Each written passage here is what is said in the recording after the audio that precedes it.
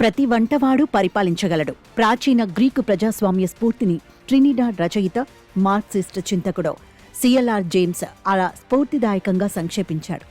ఆయనే గత శతాబ్ది మధ్యనాళ్లలో అమెరికా వినోద పరిశ్రమ హాలీవుడ్ ధోరణులను నిశితంగా విశ్లేషిస్తూ అమెరికా ఉదారవాద సంస్కృతికి క్షీణముఖం పట్టి నియంతృత్వ పాలకులు ప్రభవించవచ్చని భావించాడు.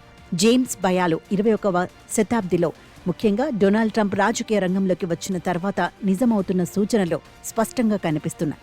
ట్రంప్ రెండోసారి అధ్యక్ష పదవి బాధ్యతలు చేపట్టి నేటితో 100 రోజులు పూర్తవుతున్న సందర్భంగా అమెరికా ప్రజానీకం, మేధో శ్రేణులు, రాజకీయ వర్గాలలోనూ అటువంటి అభిప్రాయాలే గట్టిగా వ్యక్తమవుతున్నాయి. అమెరికా రాజ్యాంగం ప్రమాదంలో పడింది. పౌర, మానవ హక్కులు అణిచివేయబడుతున్నాయి. ఆర్థిక వ్యవస్థ అస్తవ్యస్తమైపోయింది. ప్రజాస్వామ్యం, ఆర్థిక వ్యవస్థ ఏమైపోయినా ట్రంప్కు కావాల్సింది మాత్రం అవధులు లేని సంపూర్ణ అధికారం. నియంతృత్వంలోకే అమెరికా జారిపోతోంది అని బిల్ క్లింటన్ ప్రభుత్వంలో కార్మిక శాఖ కార్యదర్శిగా ఉన్న రాబర్ట్ రైష్ వాపోయారు. గత నవంబర్లో అధ్యక్ష ఎన్నికల్లో అమెరికా సమాజంలోని అన్ని వర్గాల ప్రజలు ఎంతో నమ్మకంతో ట్రంప్ను భారీ మెజారిటీతో గెలిపించారు. అయితే పదవీ బాధ్యతలు చేపట్టిన క్షణం నుంచి ట్రంప్ చేపడుతున్న చర్యలేవి అత్యధికులకు ఆమోదయోగ్యంగా లేవు. పెంగ్విన్ పక్షులు మాత్రమే ఉండే ఒక దీవితో సహా ప్రపంచ దేశాలన్నింటిపైన ఆయన ప్రారంభించిన సుంకాల యుద్ధం తమను తీవ్ర ఆర్థిక మాంద్యంలోకి నెట్టివేస్తోందని అమెరికన్లు ఆందోళన చెందుతున్నారు. ఈ కారణంగానే గత 80 సంవత్సరాలలో ఏ అధ్యక్షుడి 100 రోజుల పాలన కంటే ట్రంప్ తొలి 100 రోజులు అధ్వానంగా ఉన్నట్టు అనేక సర్వేలలో వెల్లడైంది.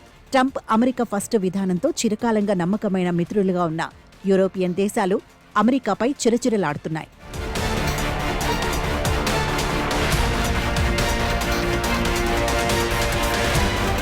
అధికారాన్ని అప్పగిస్తే ఉక్రెయిన్ యుద్ధాన్ని 24 గంటల్లో నిలిపివేస్తామన్న ట్రంప్ను రష్యా లెక్క చేయడం లేదు. యూరప్లో శాంతి సుదూర గమ్యంగా మిగిలిపోయింది.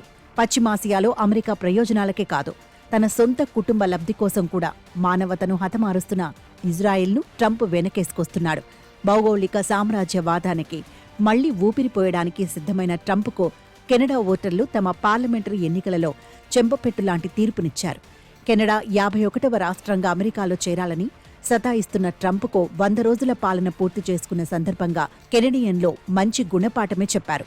అమెరికాను మళ్లీ గొప్ప దేశంగా చేయాలన్న ఆరాటంతో ట్రంప్ పూర్తిగా అసంబద్ధ విధానాలను అనుసరిస్తున్నారు.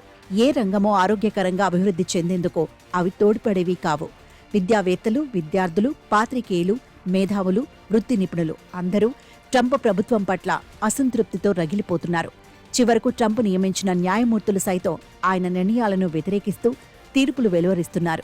ఇంతవరకు ఆయన తీసుకున్న నిర్ణయాలు, చేపట్టిన చర్యలపై వ్యక్తులు, ప్రభుత్వాలు, వృత్తి సంఘాలు, ప్రజా సముదాయాలు న్యాయ పోరాటాలు చేస్తున్నాయి. సమీప భవిష్యత్తులోనే సుప్రీంకోర్టు తీర్పులను సైతం ధిక్కరించడానికి ట్రంప్ సాహసించవచ్చని రిపబ్లికన్ పార్టీ వర్గాలే కలవరపడుతున్నాయి. దీన్ని బట్టి అమెరికా 47వ అధ్యక్షుడు ఎంత ఏకపక్షంగా వ్యవహరిస్తున్నది అర్థం చేసుకోవచ్చు.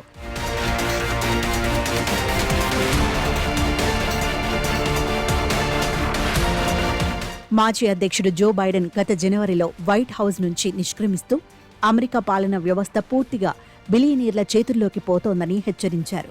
అమెరికాలో ఇప్పుడు అల్పజన పాలన జరుగుతుందనడంలో సందేహం లేదు.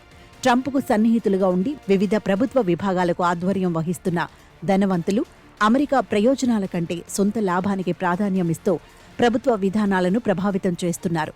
దీంతో అమెరికా సమాజంలో అమానవీయమైన సమాజ జీవనంలో సంప్రదాయ విలువలు లుప్తమైపోతున్నాయి. అత్యున్నత స్థాయిలో అమెరికా ప్రభుత్వం తన మహోన్నత ప్రజాస్వామిక చరిత్రను విస్మరించి నిర్లజ్జగా సామ్రాజ్యవాద అభిజాత్యాలకు పోతోంది. అమెరికా ప్రభుత్వం చట్టాల చేత నడపబడేదే కాని వ్యక్తులు నిర్వహించేది కాదని అమెరికా సంస్థాపకులలో ఒకరైన జాన్ ఆడమ్స్ ప్రవచించారు. ఆడమ్స్ భావాలకు పూర్తి భిన్నంగా ట్రంప్ ఏలుబడిలో వర్తమాన అమెరికా ఉందని ప్రత్యేకంగా చెప్పాలా?